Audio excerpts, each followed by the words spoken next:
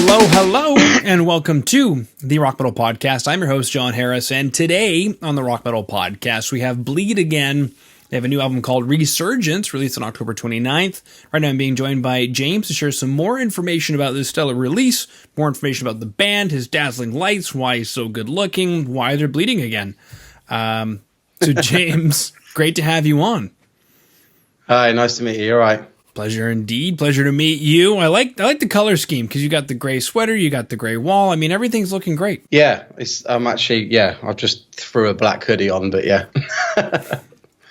it's all good. Mm-hmm. It is, baby. This used to be our old bedroom, but we turned it into a bit of a editing room and training room for my wife. So we put some fancy lights up and stuff. Yeah, you mentioned that now, which explains why you're cursed with the sign of fire. Yeah. But I guess more important, let's talk about this album, Resurgence. What is this album about? We're going to start with the big, broad stroke. Take us through this album. Okay. This is a collection of songs, lyrically, probably over the last 4 years since we released our first album. We did do an EP in 2019, but those are sort of things we were just working on, and we decided to put that out just to kind of tide people over because we had a lineup change in the band. So we wanted to put out some songs to sort of keep people ticking over, but it wasn't until we sort of solidified this new lineup that we decided to do another album. So these are it's 4 years worth of songs. Well, lyrically 4 years worth. We've been writing it for about 2 years musically. But yeah, it's just kind of every aspect of mine and Sam, who does the cleaner singing on bass, his perspective on things over the last few years. Hasn't been the easiest time for obviously everyone, but I mean, for me personally as well, it's been quite tough for the last few years. A bit of a learning curve with becoming a father and losing some people quite close to me and stuff. So it's been good to write about that though, because it really helps. It's good. Mm-hmm. Positive. Yeah. Even though it might not always sound like it. No. COVID related, if you don't mind me asking? No, not COVID. No. Before COVID, I lost my father, and it was kind of a big shock. And there's been some stuff going on a bit sort of more recently and everything, but it all kind of ties in. But yeah, it's good to write about that stuff because each time we go and play a show, I know what I'm on about, and it helps me get through it all, I suppose. Yeah. Well, and you've got, you mentioned is it a newborn still at this point? No, he's going to be 4 in December. But that was a hell of a learning curve for me. I knew it was going to be tough, but I didn't quite think it was going to be as tough as it was. So yeah, no, he's great. He's a little bit poorly actually at the minute. He's a little bit unwell, but he's quality. I love him. Yeah, I think, and all the parents listening in right now, you can comment down below. I don't think the learning curve ever stops. No, it doesn't. No, it was just that initial part of it. I really kind of struggled with, but more so, it was this song's probably more about this album. Sorry, is probably more about dealing with struggles and stuff, coming out the other side, feeling better about everything, and learning how to get through that stuff. I spent a lot of my life sort of bottling things up, and then, well, when I lost my dad, I decided to make sure that I constantly spoke to everyone about exactly how I was feeling and stuff, because I knew that if I just kind of sat on it and that, it just wouldn't be great. So the whole album's about different aspects of that, but I haven't written all the lyrics to it. Sam's written a lot of the lyrics to it himself, and he'll have his view on what he's writing about. But yeah, it's about struggle, coming out the other side, and hopefully being better for it. Mm-hmm. Exactly. Well, hey, little man. Hey. You gonna join us for the interview? You just grabbing some water? Just grabbing water. Just grabbing some water. All right, and we're gonna. But you do look handsome, though. Me or him? Him. Yeah, good looking guy. I believe. Well, thank you very much. You're welcome. I believe this is him right here. Yeah? I have to show this to my wife to remind her. Looks like it. Exactly. Like, listen here, miss. Some guy in Canada says I'm good looking. She'll be like, good. Yeah. Good for him. It's the nice lighting, I think. I've got a nice little softbox above my head here that I use for videos. So that's probably why. Mm-hmm. Now, speaking of videos, I've got one here for Cursed. Did you have a hand in that? I didn't know. The single that we released last year, we decided to push a single through from our album, which was Survive. We didn't think, obviously, like a lot of people, that COVID was going to last this long. So when we were allowed to be in a room together, socially distant, you'll notice in the video, if you watch the video for Survive, there's not a band shot. They're all individual shots. So we followed the rules and everything, and I shot that one. But with Cursed and the video that I've just got back today, actually, for Sign of Fire. It was filmed and shot by a friend of ours, Scott, from Dark North Media. We worked with him previously on our album Momentum and the video we did on Transition. And it's nice to just be in a band and not have to worry about the camera, because the day I shot the Survive video, I was absolutely shattered because I'd just done everything. But I do love that stuff, but I wanted to step away from the camera for these two. Yeah, that makes sense. That's what I would think. I can't tell you how many bands are bending on somebody in the band who's got the capability to do that, and they do 3, 4, 5 music videos. I just can't imagine looking forward to it unless it's just each person's kind of got their own thing, right? Yeah, well, I do love doing it. It's always been a love of mine, being behind the camera. I prefer being behind the camera than I do being in front of it, to be honest. But so I shot that one for Survive. I also shot another one which no one's seen anything of yet. And I'm just before I answered this Skype call, was editing another video that I shot for us this weekend for a little extra thing for the album after it's out. So I am still keeping busy with it. But I really like doing it, so there's no skin off my nose. Yeah, perfect. I just wish there were more hours in the day, that's all. Yeah. I think that'll happen when we colonize Mars, and then Martians will complain about not having enough hours in the day. Yeah. Excuse me. You mentioned Sign of Fire is going to be the next one. This will air in about a month. Should we be telling the crowd that we'll be posting that in the show notes? I believe that one is set for a 5th of November release, and I believe there'll be teasers and things coming out for it on the 1st, which will be great because we'll be heading back from Manchester on tour that day, on that Monday, so we'll be able to sit in the van and keep an eye on everything going out, which would be great. Mm-hmm. Okay, I'm just imagining you guys on the side of the road at a petrol station, just hanging out in a van with cell phone, all huddled around one cell phone. Yeah, we did that when we released the single for Survive last year. We got some plays on Kerrang Radio, which is pretty big over here. I'm not sure if it goes everywhere, but and we were kind of all huddled around the van after a band practice, listening to it on a mobile phone. So it's quite interesting. But yeah, being on tour and service stations is it's a given. Cool. All right. So everybody listening in right now, or you're watching on YouTube, you're seeing how incredibly attractive we both are. Well, down below in the show notes, you have the band's website, bleedagainband.co.uk, as well as any music videos that will be available at the time that we prepare the show notes. That would be Cursed, and arguably as well, Sign of Fire, which you chatted about a little bit from a music video perspective. I guess from a lyrical perspective, though, because you mentioned we got 4 years worth of lyrics. Cursed and Sign of Fire. What's going on in these tracks? Sign of Fire was mainly written by Sam, our clean vocalist, but I kind of knew what he was going for with having an issue with people that kind of just straight away run away from problems. He might have a different perspective on it. What's quite interesting when he writes lyrics and things that I don't specifically ask him exactly what they're written about. I'll get a rough idea, but I'd like to take on my own kind of interpretation of it. So that way, when I'm performing it live as well, and I added a couple of bits to the song, but it's mainly Sam. But if I can have my own perspective on it, then I can still give a good performance live. But with Cursed, I did write most of that, and that was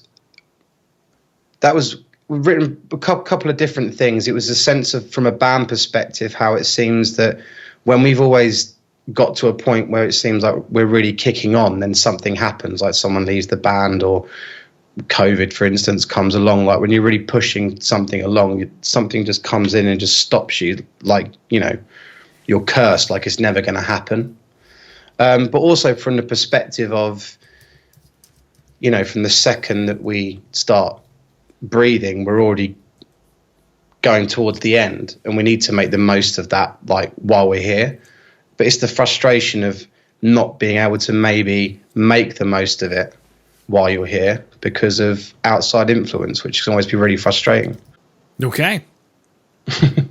I can elaborate a bit more. I mean, from different perspectives, I think, again, with being in the band and really trying to push on, having anyone else outside of the five of you that can control, you know, how often you can play shows or what size gigs you play and things like that. There always seems to be like this point that we've had a few times where we get to a certain level and then something happens and we have to kind of drop down a bit and then go back up again and then drop down when it, you know, it could just be really simple just to keep going. But it's kind of a mixture of those frustrations in that song. But that was quite an aggressive one. I think I recorded the vocals for that in this room because during COVID I had to record everything at home.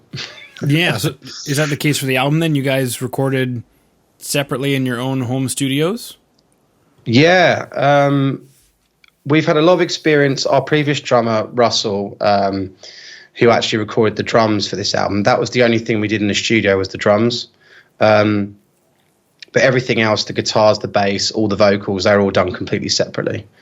And we just send each other stuff over Dropbox. And Simon, the lead guitarist, he, you know, he's quite handy with Cubase and stuff. So he put it all together and send us rough mixes. We'd make changes and re-record and stuff. But so when COVID hit, I got furloughed from work. So I was at home for 10 weeks. So I ordered a interface and a microphone and put up a mattress and some sheets at home and cracked on recording the vocals myself and kind of learned how to record myself throughout that process. I think I made quite a few mistakes and went back and changed bits, and then we got all that together and then we sent that off as a package to be mixed and mastered by Justin Hill. Okay. How did Justin Hill get involved? Well, he has worked with a few of the bands that we've toured with and gig with, and some of the singles and the albums and stuff that he's putting out in the UK they just sound incredible. He's right at the top of, you know, how things sound, how they should be, like a current sound and everything. And we were tempted to work with him. We did think about going actually in the studio with him, but obviously we couldn't. So then that was, you know, that kind of made our mind up on that for us. But yeah, we just contacted him and asked him if he had any availability. And I think due to COVID, he was taking on more of the projects where people just send the stuff over and he mixes and masters it. Yeah.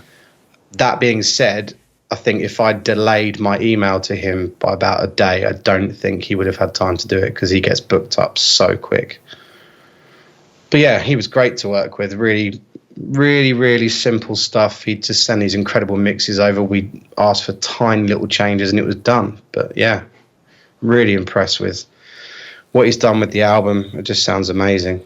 So completely agree. And for everybody listening in, that is the album Resurgence, out October 29th, wherever it is that you consume music. And in today's show notes, we have the band's website, bleedagainband.co.uk.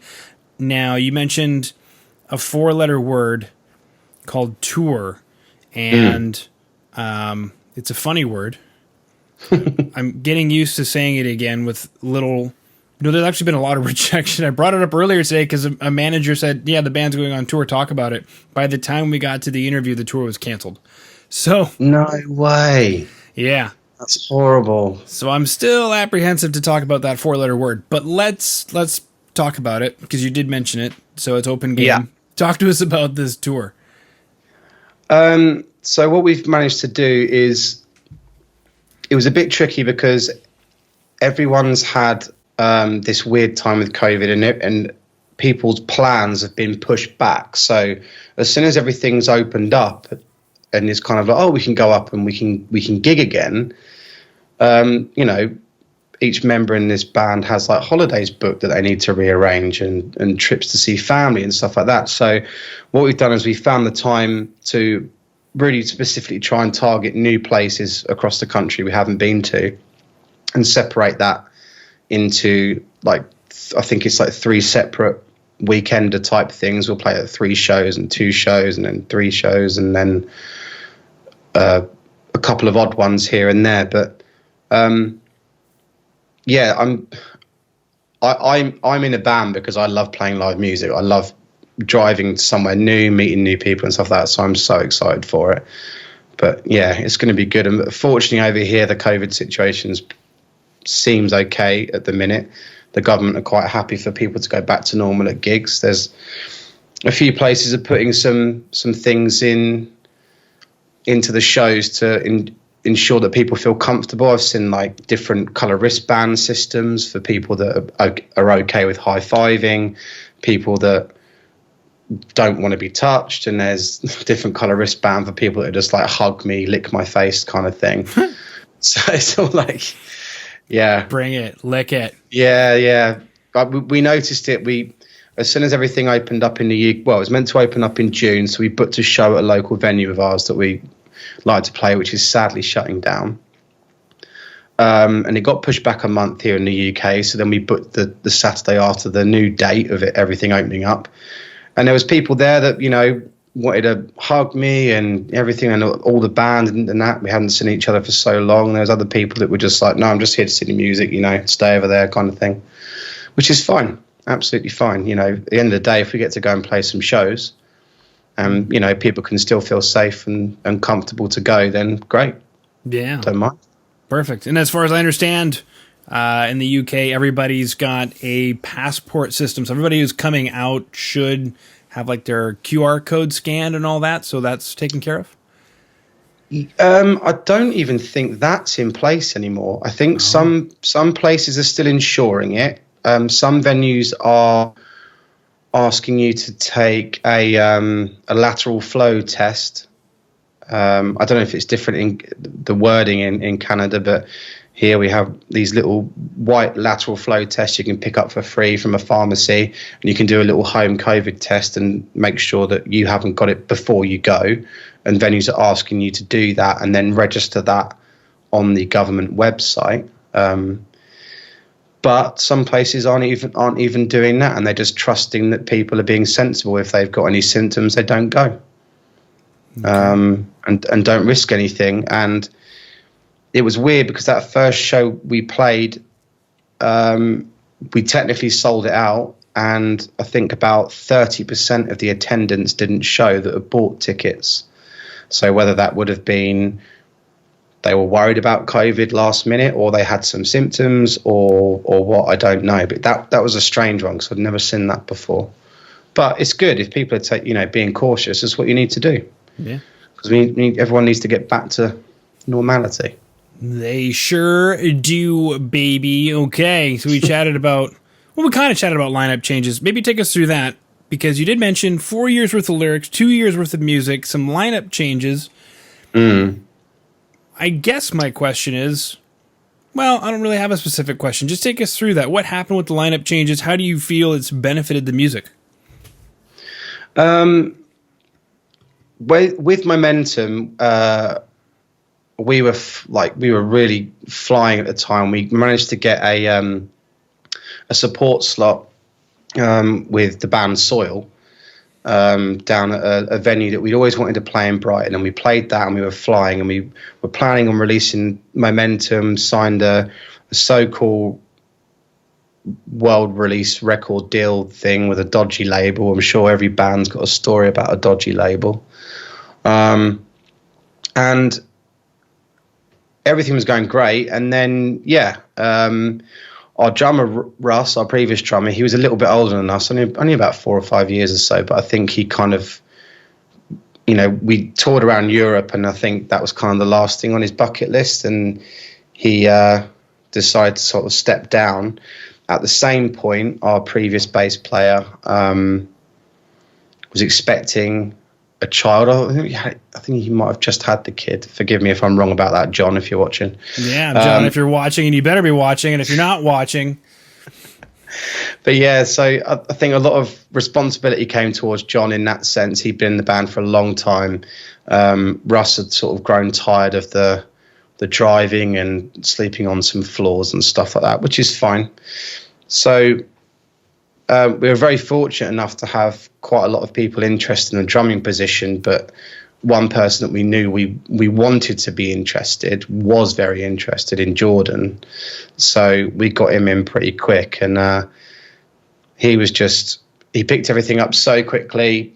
He's the youngest member of the band. He's arguably a bit faster, maybe a bit more technical than our previous drummer, Russ, but he still had like that drive and that passion to sort of like keep pushing on, which was great.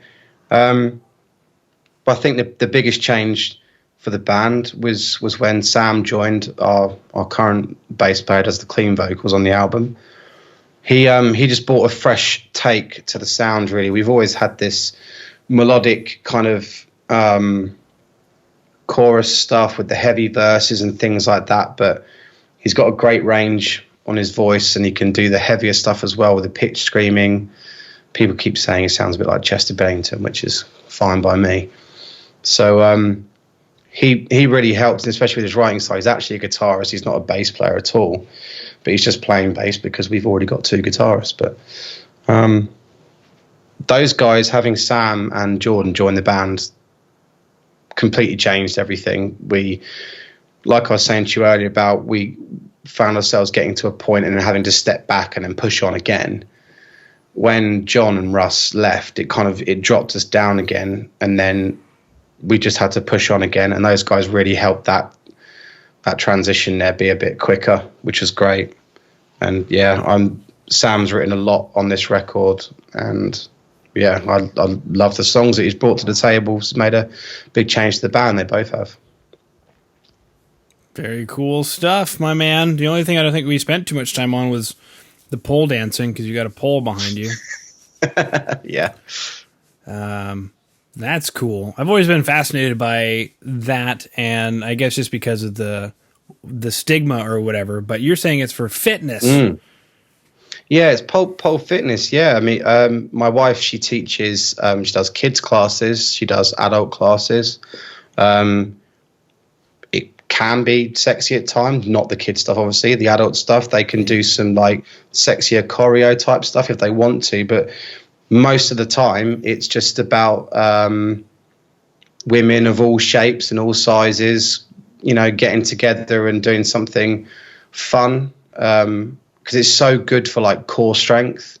About to say, and I mean, I've never even attempted it. It would be embarrassing, but you should.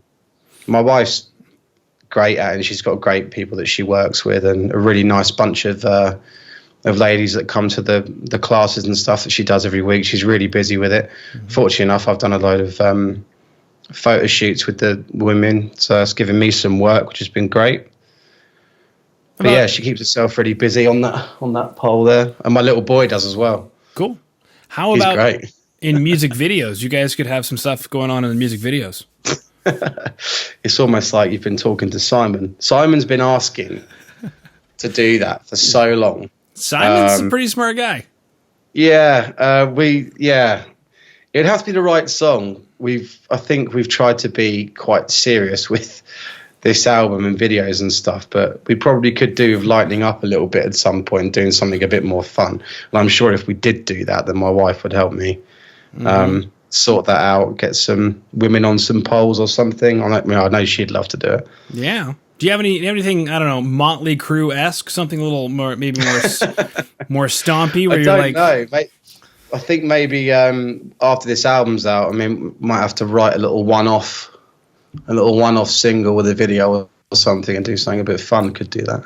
I think. Have to see. I know Simon would love it. Mm-hmm. Yeah. Okay. Cool. All right. Well, everybody listening in, album Resurgence out October 29th. Band's website, bleedagainband.co.uk. Stay up to date with all those wonderful things. Music videos down below. In the show notes, Cursed and Sign of Fire.